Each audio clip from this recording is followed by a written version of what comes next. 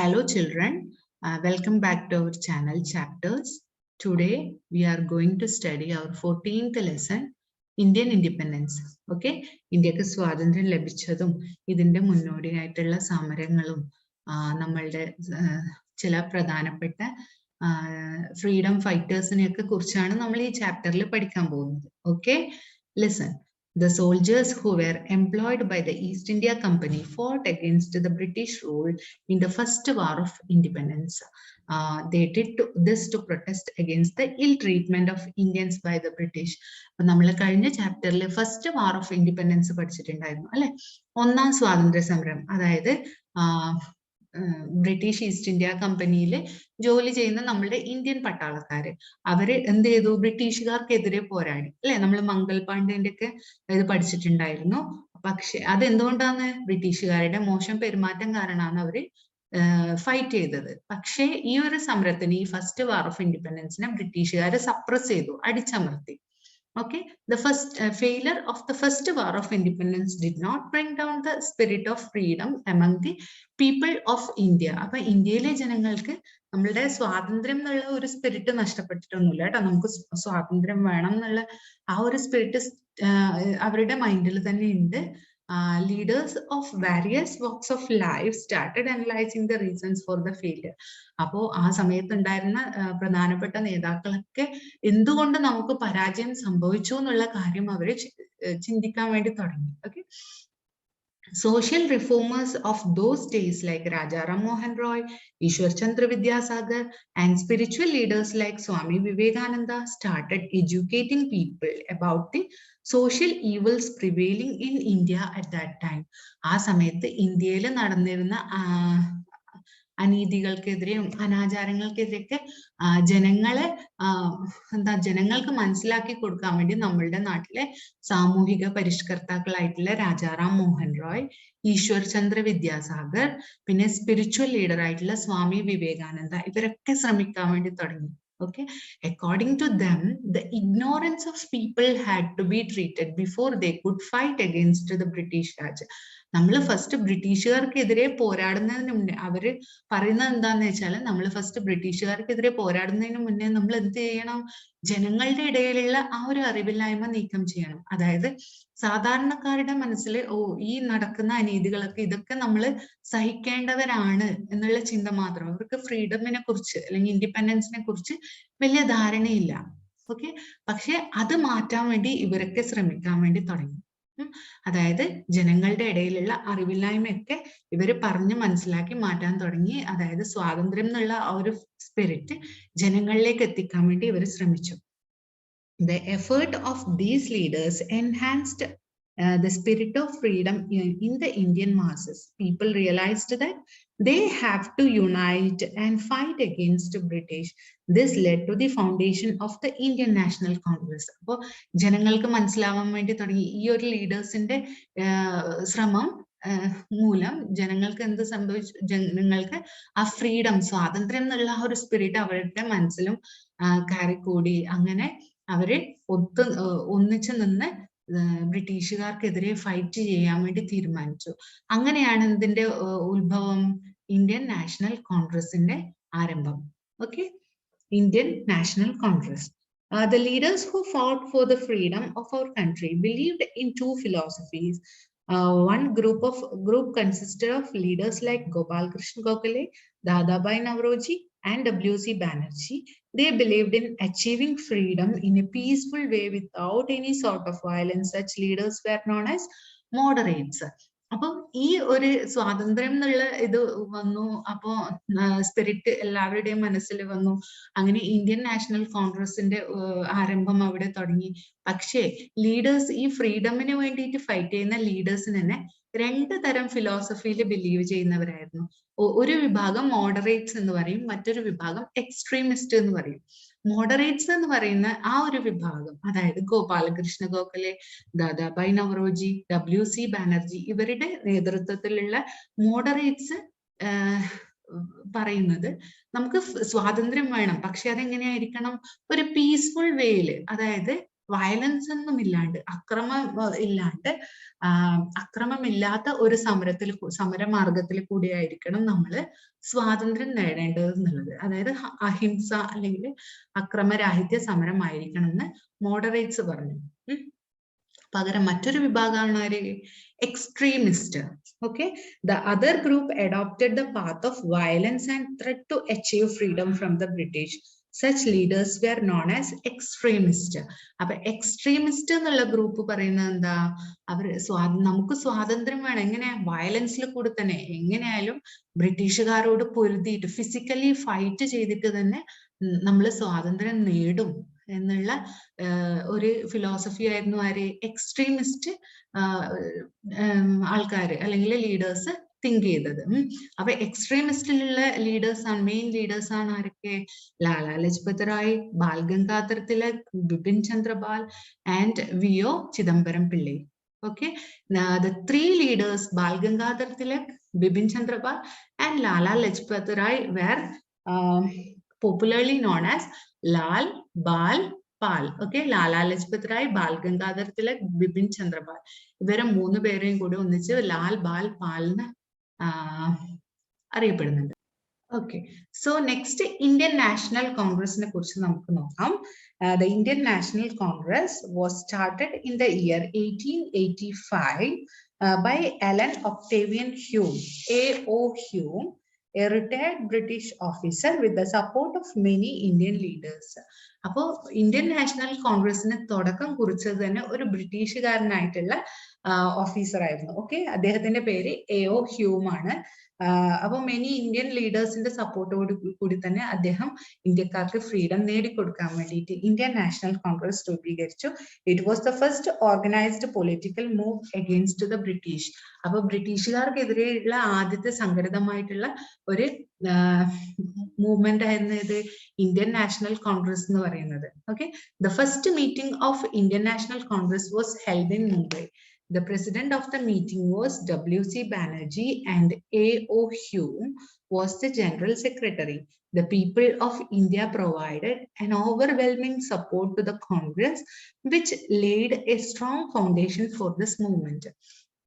അപ്പോൾ Indian national കോൺഗ്രസിന്റെ first meeting നടന്നത് മുംബൈയിലാണ്. അതിന്റെ പ്രസിഡന്റ്, ആ മീറ്റിംഗിന്റെ പ്രസിഡന്റ് W.C. ബാനർജി ആയിരുന്നു. അതുപോലെ A.O. Hume was the general secretary. Okay, the people of India. അപ്പൊ ഇന്ത്യയിലെ ജനങ്ങൾ എല്ലാവരും തന്നെ എന്താ, ഇതിന് നല്ലൊരു സപ്പോർട്ടായിരുന്നു കൊടുത്തിട്ടുണ്ടായിരുന്നത് ഈ ഒരു ഇന്ത്യൻ നാഷണൽ കോൺഗ്രസിന്. അതുകൊണ്ട് തന്നെ അതിന് നല്ലൊരു സ്ട്രോങ് ഫൗണ്ടേഷൻ തന്നെ ഉണ്ടായി.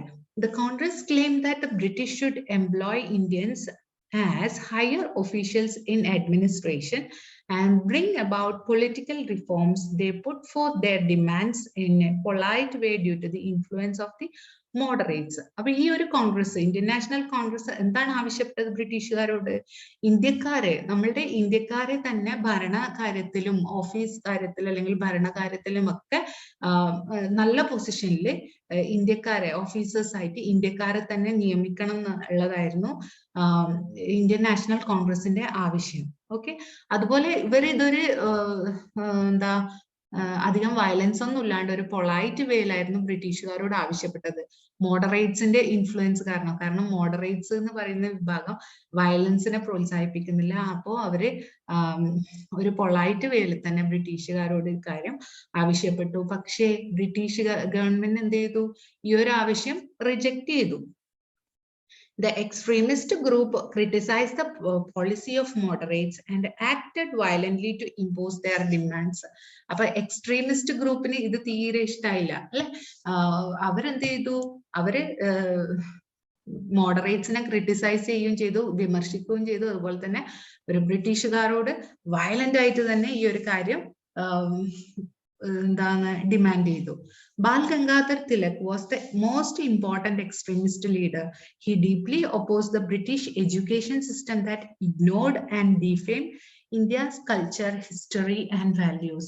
അപ്പൊ എക്സ്ട്രീമിസ്റ്റ് ലീഡറിൽ ഏറ്റവും പവർഫുൾ ആയിട്ടുള്ള ബാൽ ഗംഗാധർ തിലക്, അദ്ദേഹം ഇന്ത്യയിലുള്ള ബ്രിട്ടീഷ് എഡ്യൂക്കേഷൻ സിസ്റ്റത്തിന് തീർത്തും എതിർത്തു. കാരണം ഇന്ത്യൻ സംസ്കാരത്തെയും മൂല്യങ്ങളെയും ചരിത്രത്തെയും ഒക്കെ ചെറുതാക്കുന്ന അല്ലെങ്കിൽ അവഗണിക്കുന്ന ഒരു ബ്രിട്ടീഷ് എഡ്യൂക്കേഷൻ സിസ്റ്റത്തിനെ ബാൽ ഗംഗാധർ തിലക് എതിർത്തു. Okay, he was the first Indian nationalist to demand Swaraj, self-rule, as the destiny of the nation. His slogan, Swaraj is my birthright and I shall have it, was the source of inspiration for many Indians. അപ്പോൾ മിക്കവാറും ഇന്ത്യക്കാരുടെ ഒക്കെ മനസ്സിൽ ഒരു inspiration കിട്ടിയിട്ടുള്ള ഒരു slogan ആയിരുന്നു ആരുടെ? ബാൽ ഗംഗാധര തിലകിന്റെ Swaraj is my birthright and I shall have it. സ്വരാജ്യം എന്റെ ജന്മാവകാശമാണ്, ഞാനത് നേടിയെടുക്കുക തന്നെ ചെയ്യും. അങ്ങനെ ബാൽ ഗംഗാധര തിലക് പ്രഖ്യാപിച്ചു. It became very popular through his newspaper named Kesari. അപ്പൊ അദ്ദേഹത്തിന്റെ ന്യൂസ് പേപ്പർ ആണ് കേസരി. ഓക്കെ, അതിൽ കൂടെ അദ്ദേഹം ഈ ഒരു സ്ലോഗൻ പ്രഖ്യാപിച്ചു. എന്തായിരുന്നു അത്? Swaraj is my birthright and I shall have it. The British arrested both moderates and extremists, often treated them cruelly in the prison. അപ്പോൾ ബ്രിട്ടീഷുകാർ എന്ത് ചെയ്തു? മോഡറേറ്റ്സിനെയും എക്സ്ട്രീമിസ്റ്റിനെയും എല്ലാവരെയും പിടിച്ച് ജയിലിലിട്ടു. ആൻഡ് നല്ലോണം അടിച്ചമർത്തി. ശരിക്കും പറഞ്ഞാൽ ജയിലില് അവർക്ക് ക്രൂര പീഡനങ്ങളായിരുന്നു. Okay, they also took some other measures to curb these movements. They created great discontentment among the Indians. അപ്പോൾ ഈ ഒരു മൂവ്മെന്റ് അടിച്ചമർത്താൻ വേണ്ടി അവര് ബ്രിട്ടീഷുകാര് പരമാവധി ശ്രമിച്ചു. Okay, next we are going to study partition of Bengal. ബംഗാളിന്റെ വിഭജനാണ്. The nationalist movement in Bengal was very strong. ബംഗാളിലത്തെ ഈ ഒരു മൂവ്മെന്റ് അല്ലെങ്കിൽ സമരം, ബ്രിട്ടീഷുകാർക്കെതിരെയുള്ള സമരം എന്ന് പറയുന്നത് ഭയങ്കര ശക്തമായിരുന്നു. Bengal was then the largest province of the British India, which included Bihar and parts of Odisha. അപ്പൊ ബംഗാൾ എന്ന് പറയുന്നത് ബ്രിട്ടീഷ് ഇന്ത്യയിലെ, അതായത് നമ്മളുടെ ഇന്നത്തെ ബീഹാറും അതുപോലെ ഒഡീഷന്റെ കുറച്ച് പാർട്സും ഒക്കെ ചേർന്നിട്ടുള്ളതാണ് ബംഗാൾ എന്ന് പറയുന്നത്. അപ്പോ തീർച്ചയായും എന്തായിരിക്കും? നല്ല വലിയൊരു ഭാഗമായിരിക്കും ബംഗാൾ എന്ന് പറയുന്നത്. അതായത് ഒരുപാട് ജനങ്ങൾ ഉണ്ടായിരിക്കും. അപ്പോ അവിടുത്തെ ഒരു മൂവ്മെന്റ് പറഞ്ഞാൽ ഭയങ്കര സ്ട്രോങ് ആയിരുന്നു. In 1905, Lord Curzon divided Bengal into 2 territories. അപ്പൊ നമ്മൾ കഴിഞ്ഞ ചാപ്റ്ററിൽ തന്നെ പഠിച്ചിരുന്നു, ബ്രിട്ടീഷുകാരുടെ ട്രിക്ക് എന്ന് പറഞ്ഞാല് ഡിവൈഡ് ആൻഡ് റൂൾ പോളിസിയാണ്. അതായത് ഭിന്നിപ്പിച്ച് ഭരിക്കുക എന്ന് പറയുന്നത്. അപ്പോ 1905 1905 ലോർഡ് കേഴ്സൺ പ്രഭു എന്ത് ചെയ്തു? ബംഗാളിനെ 2 ടെറിട്ടറീസ് ആയിട്ട് ഡിവൈഡ് ചെയ്തു. അതായത് ഈസ്റ്റ് ബംഗാളും വെസ്റ്റ് ബംഗാളും. ഈസ്റ്റ് ബംഗാൾ എന്ന് പറയുന്നത് മുസ്ലിം മെജോറിറ്റീസിനൊക്കെ ഈസ്റ്റ് ബംഗാളിലാക്കി, ഹിന്ദു മതക്കാരൊക്കെ വെസ്റ്റ് ബംഗാളിലും ആക്കി. ഓക്കെ, അപ്പോ എന്താ അവിടെ ഭിന്നിപ്പിച്ച് ഭരിക്കാനുള്ള ഒരു ശ്രമം, 2 മതക്കാരെയും ഇവരെല്ലാവരും കൂടി ഒത്തൊരുമിച്ച് പ്രവർത്തിക്കുന്നിടത്ത് അവരെ വിഭജിച്ചു, ഡിവൈഡ് ചെയ്തു. The people of the national leaders realized that this was the divide and rule policy of the British government. അപ്പോൾ നമ്മളുടെ ജനങ്ങൾ അല്ലെങ്കിൽ നാഷണൽ ലീഡേഴ്സിന് മനസ്സിലാവാൻ വേണ്ടി തുടങ്ങിയത് ബ്രിട്ടീഷ് ഗവൺമെന്റിന്റെ ഡിവൈഡ് ആൻഡ് റൂൾ പോളിസി ആയിരുന്നു എന്നുള്ളത്. In protest, the Swadeshi movement was started by the Indians. They decided to but only Indian goods and boycott foreign goods. The British tried to suppress the movement but were unsuccessful. Abo next varunathu in protest, the Swadeshi movement started by the Indians. എന്താ ഒരു പുതിയ movement start ചെയ്തു. എന്തായിരുന്നു സമരം? സ്വദേശി movement ആയിരുന്നു. Okay, അതായത് they decided to buy only Indian goods. ഇന്ത്യക്കാർ എന്ത് തീരുമാനിച്ചു? ഇന്ത്യൻ സാധനങ്ങൾ മാത്രമേ നമ്മൾ വാങ്ങുള്ളൂ എന്നുള്ള ഒരു കാര്യം തീരുമാനിച്ചു. And they boycott foreign goods. അതായത് അവര് ഫോറിൻ സാധനങ്ങൾ മൊത്തമായിട്ട് അവഗണിച്ചു. ഓക്കെ, സ്വദേശി മൂവ്മെന്റ് എന്ന് പറയുന്നത് നമ്മൾ ഇന്ത്യൻ സാധനങ്ങൾ മാത്രം വാങ്ങും, ഫോറിൻ സാധനങ്ങൾ ഞങ്ങൾക്ക് വേണ്ട, അതിന് അവര് ഒഴിവാക്കി. ആ ഒരു മൂവ്മെന്റ് ആയിരുന്നു Swadeshi movement. The British try to suppress the movement but were unsuccessful. ബ്രിട്ടീഷുകാർ ഇതിനെയും അടിച്ചമർത്താൻ നോക്കി, പക്ഷേ അത് വിജയിച്ചില്ല. As a result they had to revoke the partition of Bengal. അങ്ങനെ ബ്രിട്ടീഷുകാർ എന്ത് ചെയ്തു? ബംഗാളിന്റെ പാർട്ടീഷൻ റദ്ദ് ചെയ്തു. ഓക്കെ, എന്താ ആ ഡിവൈഡ് ചെയ്തത് റദ്ദാക്കി. Next return of Gandhiji. ഗാന്ധിജിയുടെ തിരിച്ചുവരവ്. Mohandas Karamchand Gandhi, popularly known as Gandhiji, was a barrister who went to South Africa, where he fought against the racial discrimination committed by the white rulers. അപ്പോൾ മോഹൻദാസ് കരംചന്ദ് ഗാന്ധി എന്നാണ് മഹാത്മാഗാന്ധിയുടെ അല്ലെങ്കിൽ ഗാന്ധിജിയുടെ മുഴുവൻ പേര്. അദ്ദേഹത്തിന് ഗാന്ധിജി എന്നാണ് അറിയപ്പെടുന്നത് അല്ലെ, നമ്മളുടെ ഫാദർ ഓഫ് അവർ നേഷൻ ആണ്. അദ്ദേഹം എന്തായിരുന്നു, സൗത്ത് ആഫ്രിക്കയിലെ ഒരു ബാരിസ്റ്റർ ആയിരുന്നു, അതായത് വക്കീല്, അഭിഭാഷകനായിരുന്നു. And from there he fought against racial discrimination. അദ്ദേഹം വർണ്ണ വിവേചനത്തിനെതിരെ അവിടെ പോരാടിയിട്ടാണ് എന്ത് ഇങ്ങോട്ടേക്ക് വരുന്നത്. അതായത് ബ്രിട്ടീഷുകാരുടെ ഈ ഒരു വർണ്ണ വിവേചനം, അതായത് കറുത്ത വർഗ്ഗക്കാര്, വെളുത്ത വർഗ്ഗക്കാർ എന്നുള്ളൊരു വർണ്ണ വിവേചനത്തിനെതിരെ അദ്ദേഹം പോരാടിയിട്ടാണ് അദ്ദേഹം ഇന്ത്യയിലേക്ക് വരുന്നത്. Gandhiji return to India in 1915 and became the undisputed leader of the Indian people. അദ്ദേഹം 1915 1915 ഇന്ത്യയിലെത്തി. അതുപോലെ ജനങ്ങളുടെ ജാതിയോ മതമോ നിറമോ ഒന്നും വ്യത്യാസമില്ലാതെ എല്ലാവരെയും ഒരുപോലെ കണ്ടിട്ടുള്ള ഇന്ത്യൻ ലീഡറായിരുന്നു, നാഷണൽ ലീഡറായിരുന്നു മഹാത്മാഗാന്ധി. അദ്ദേഹത്തിന്റെ റോള് എന്ന് പറയുന്നത്, ഇന്ത്യൻ ഫ്രീഡം സ്ട്രഗിളില് ഗാന്ധിജിന്റെ റോള് എന്ന് പറയുന്നത് ഒരു ഇമ്പോർട്ടന്റ് ആയിട്ടുള്ള ഒരു റോളാണ് അല്ലെ. Gandhiji, A disciple of Gopal Krishna Gokhale, adopted 2 weapons to fight against the British. അപ്പൊ ഗോപാൽ കൃഷ്ണ ഗോഖലെയുടെ ശിഷ്യനായിരുന്നു ആര്, മഹാത്മാഗാന്ധി. അദ്ദേഹം ബ്രിട്ടീഷുകാർക്കെതിരെ പോരാടാൻ വേണ്ടി യൂസ് ചെയ്തിട്ടുള്ള 2 ആയുധങ്ങളായിരുന്നു എന്തൊക്കെ, non violence and Satyagraha. Okay, non violence and Satyagraha.